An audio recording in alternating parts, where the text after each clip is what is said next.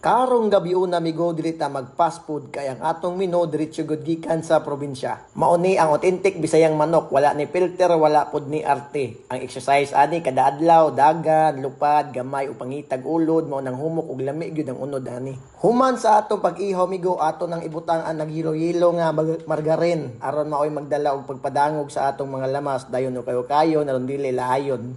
Samtang gaw kay okay ta ato nang ilunod ang dinugmok nga ahos sus ang kahumot palang daan mura nagnay silingan nga mga utan namigo usay sudan ninyo.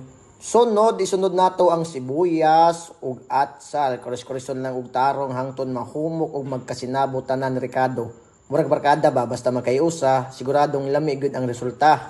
Pero kabantay ba mo? Samtang gaw kay okay ta sa Ricardo murag nagkadugay nagtikalami mapudtaon ahon ang nagluto. Ambot lang kung epekto ba ni sa kahumot sa adobo o gutom na jud ta.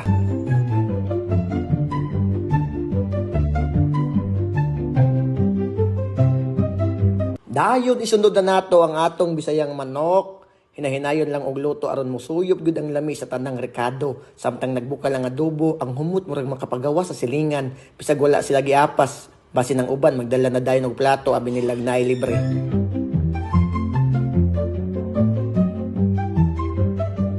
Alam mo, unsay pinakalamian ni? Dili tungod sa resipe, kundi tungod kay libre ang manok. Kung paliton pa ni sa merkado, basin itlog na lang ato ang sudan.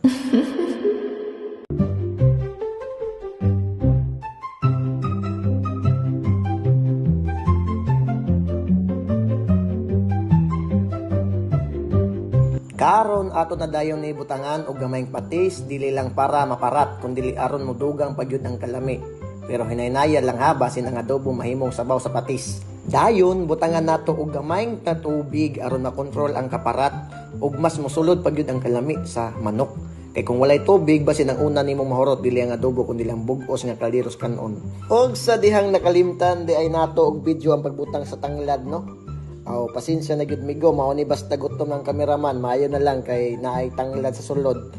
Ulato na lang nato ang mubukal aron matimplahan og motuhok gyud ang lami sa sabaw. Maunang kung naamoy Bisayang manok sa balay ang pingin ninyo. Kay kung makadungog na og kaldero o Ricardo, kabalo na siya unsay sunod. Basin managa na gyud nagpinakalayo.